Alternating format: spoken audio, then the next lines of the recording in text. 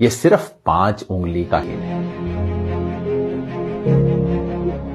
आप सुनते होंगे CAA, NRC, NPR और सोचते होंगे ये खेल क्या है, इतने सब शब्द हैं, समझ नहीं आता।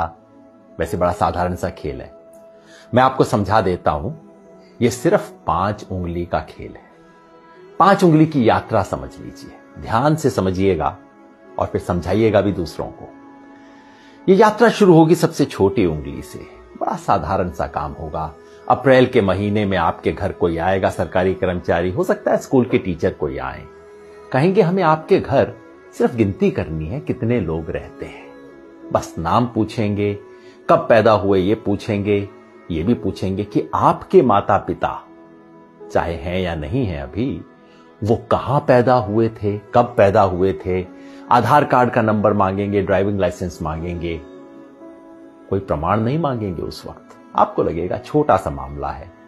ये छोटी उंगली का पहला कदम ये है NPR वाली छोटी सी उंगली। फिर दूसरी उंगली ये D वाली उंगली है। D क्यों? क्योंकि आपके घर से जब एक बार ले जाएंगे लिख के, उसके बाद तहसीलदार के दफ्तर में, किसी सरकारी दफ्तर के अंदर कुछ टाइम बाद, हो सकता है कुछ महीने बाद, चुपचाप से उस लिस्ट का मूल्यांकन किया जाएगा और कोई सरकारी कर्मचारी उस लिस्ट में कुछ नामों के आगे D लिख देगा। D का मतलब डाउटफुल। डाउटफुल का मतलब संदेहास्पद, जिस पर शक है। किस बात का शक है? कि ये भारत के नागरिक दरअसल हैं नहीं। भाई कैसे फैसला होगा? कानून में कहीं नहीं लिखा कैसे फैसला होगा।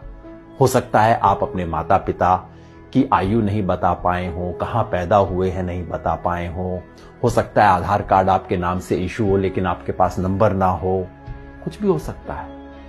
किसी भी आधार पे D लगा दिया जाएगा, आपको पता भी नहीं लगेगा, कोई आपसे पूछने भी नहीं आएगा और मामला तीसरी उंगली पर पहुंच जाएगा। ये तीसरी और बड़ी उंगली है, ये है NRC वाली उंगली। जिन लोगों के नाम के आगे D लगा होगा, समझ लीजिए आपके मोहल्ले में 500 लोग हैं, 1000 लोग हैं, उनमें से 50 के नाम के आगे D लग गया। उन 50 लोगों को चिट्ठी आएगी, पूरे परिवार में नहीं। हो सकता है परिवार में बहू को चिट्ठी आए, बेटे को ना आए, बाप के नाम चिट्ठी आए, पोते के नाम चिट्ठी ना आए। कुछ लोगों के नाम चिट्ठी आएगी और उन्हें कहा जाएगा, नोटिस दिया जाएगा, अब आप साबित कीजिए कि आप भारत के नागरिक हैं। कैसे साबित करेंगे? सरकार ने आज तक नहीं बताया। हमारे पास सिर्फ एक असम का उदाहरण है जहां पहले हुआ है NRC, और वहां क्या हुआ था? ना आधार कार्ड माना गया, ना राशन कार्ड माना गया, ना वोटर लिस्ट में नाम माना गया। कहा नहीं, ये सब नहीं चलेगा, आप प्रमाण लेके आइए कि आप कहां पैदा हुए थे। आज से 30 साल पहले वोटर लिस्ट में आपका नाम था कि नहीं था, पुरखों का नाम था कि नहीं था, कोई संपत्ति का प्रमाण पत्र लेके आए।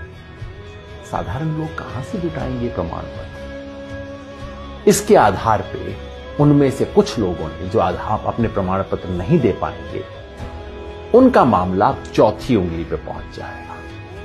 ये चौथी उंगली है फॉरेनर्स ट्राइब्यूनल की। यानी कि कहा जाएगा उस 50 में से समझ लीजिए 10 लोग बच गए जो प्रमाण नहीं दे पाए, जिनके पास कागज नहीं है, 15 लोग बच गए।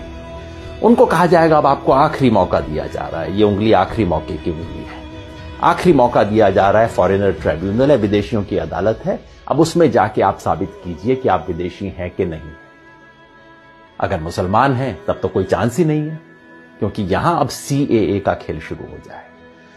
अगर मुसलमान हैं, आपको विदेशी माना गया है, तो अब आप तो विदेशी हैं ही हैं, चाहे आपके बाप दादा यहां पे 500 साल से, 1000 साल से रहते आ रहे हैं।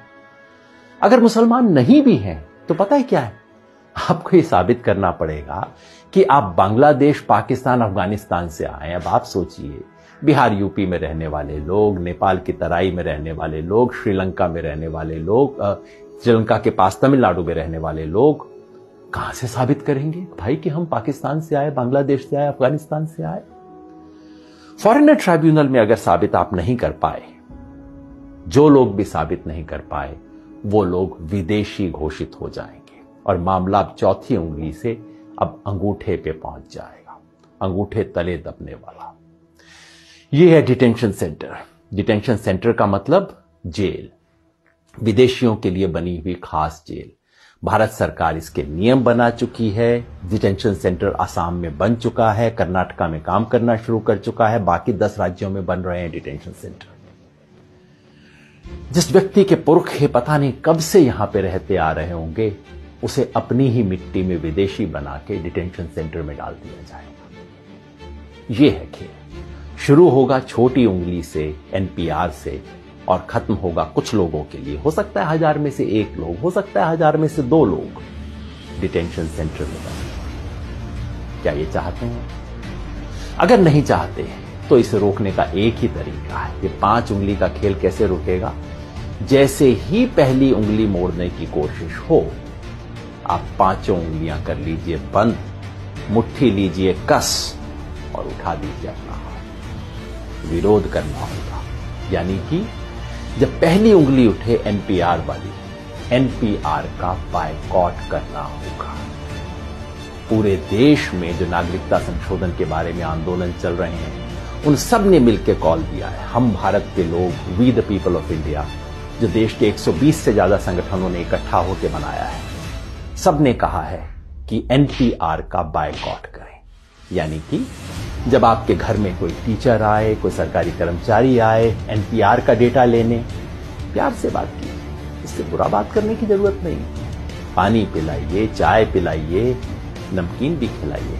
नमक खिलाना बहुत जरूरी है, क्योंकि ये संविधान का नमक खाते हैं, याद दिलाना है। ये कर्मचारी इस देश के कर्मचारी हैं, किसी पार्टी के नहीं है। सब कुछ दीजिए, प्यार से कीजिए, लेकिन कागज नहीं लिखवाएं, कागज में कोई सूचना नहीं दें, क्योंकि एक बार सूचना दी फिर मामला आपके हाथ से बाहर। कागज नहीं लिखवाएं। और अगर वो कहें कि ये तो कानून है, आपको करना पड़ेगा, उन्हें प्यार से कहिए, मास्टर जी आपकी बड़ी इज्जत कर रहे हैं, लेकिन क्या करें, महात्मा गांधी की इज्जत थोड़ा ज्यादा करते हैं। इस देश के राष्ट्रपिता ने कहा था कि अगर कोई असंवैधानिक, अन्यायपूर्ण कानून है, उसका विरोध करना हमारा अधिकार ही नहीं, हमारा कर्तव्य भी है, हमारा हक भी है, हमारा फर्ज भी है। इसी रास्ते पे हमें चलना होगा।